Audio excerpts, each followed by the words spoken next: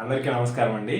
So ఇది మన ఛానల్లో 21st వీడియో. ఇక్కడ మనం ఇంకా పూర్తిగా కూడా రియల్ ప్లాన్లోకి ఎంటర్ అవుతున్నాం ఈ వీడియో తోటి. ఇంకా ముందు కూడా ప్లాన్ గురించి ఎన్ని వస్తాయి.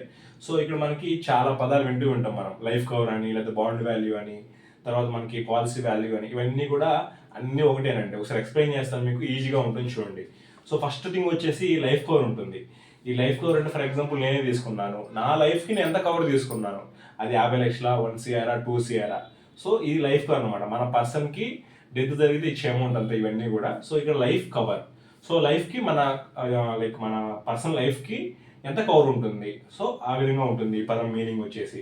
దాని తర్వాత మనం ఇక్కడ చూడండి సమ్ ఎష్యూర్డ్ అనమాట. సమ్ అంటే మొత్తం, అంటే ఒకేసారి మొత్తం మీద.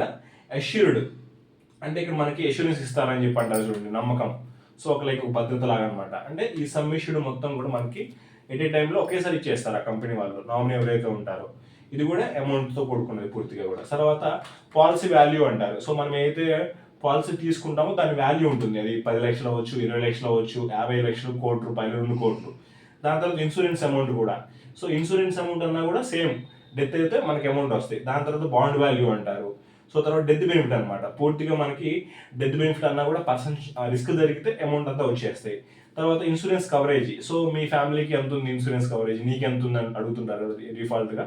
అది కూడా మనకి ఇన్సూరెన్స్ కవరేజ్ కింద వస్తుంది. తర్వాత ఇక్కడ మనకి ఏమంటారంటే ఈ టర్మ్ ఇన్సూరెన్స్ని, ఈ టర్మ్ ప్లాన్ని ఇలా కూడా పిలుస్తూ ఉంటారు మనకి. ఫ్యామిలీ సెక్యూరిటీ ప్లాన్ అంటారు, లేకపోతే ఫ్యామిలీ సేఫ్టీ ప్లాన్ అంటారు. సో ఏంటంటే ఫ్యామిలీని మనం సెక్యూర్ చేస్తున్నాం. ఇప్పుడు రెండు రిస్క్ జరిగింది అనుకోండి, ఆ ఫ్యామిలీలో ఒక పర్సన్కి, ఎర్నింగ్ పర్సన్కి హస్బెండ్ ఉంటారు, వైఫ్ ఉంటుంది, పిల్లలు ఉంటారు. హస్బెండ్కి రిస్క్ జరిగినప్పుడు ఆ ఫ్యామిలీ ఫ్యూచర్ ఏమవుతుంది, సో పూర్తిగా కూడా మనకి సెక్యూరిటీ వస్తుంది అనమాట ఈ ప్లాన్, టర్మ్ ప్లాన్ అనేది. సో ఇవన్నీ కూడా మనకి. దాని తర్వాత రిస్క్ కవరు. రిస్క్ జరిగిందంటే ఆ కవర్ అమౌంట్ అంతా ఇచ్చేస్తారు. తర్వాత ఇన్కమ్ రీప్లేస్మెంట్ ప్లాన్ కూడా అంటారు మనకి ఈ టర్మ్ని. సో ఇన్కమ్ రీప్లేస్మెంట్ ప్లాన్ అంటే ఇప్పుడు ఆ పర్సన్ ఎర్న్ చేసి రోజంతా కష్టపడుతున్నారు ఆ ఫ్యామిలీ గురించి, ఆ పర్సన్ లేనప్పుడు ఆ అమౌంట్ హెల్ప్ అవుతుంది కదా. సో దాని అప్పుడు ఇన్కమ్ రీప్లేస్మెంట్ అంటారు. ఇటువైపు చూస్తే మనకి చాలా మందికి అండి ఇన్సూరెన్స్ అనే పదం తెలియకపోవచ్చు మన ఇండియాలో, కానీ ఎల్ఐసి పేరు విని ఉంటారు ఖచ్చితంగా. ఎందుకంటే ఎల్ఐసి అంత ఫేమస్ మన ఇండియాలో, టాప్ బ్రాండ్ అనుకోవచ్చు. నార్మల్గా గవర్నమెంట్ సెక్టర్, అది ఎప్పటి నుంచో ఉన్న కంపెనీ. ఎల్ఐసి డబ్బులు, మీకు ఎల్ఐసి డబ్బులు ఎన్ని వచ్చినాయి, ఎంత వచ్చినాయి ఎల్ఐసి డబ్బులు అంటూ ఉంటారు.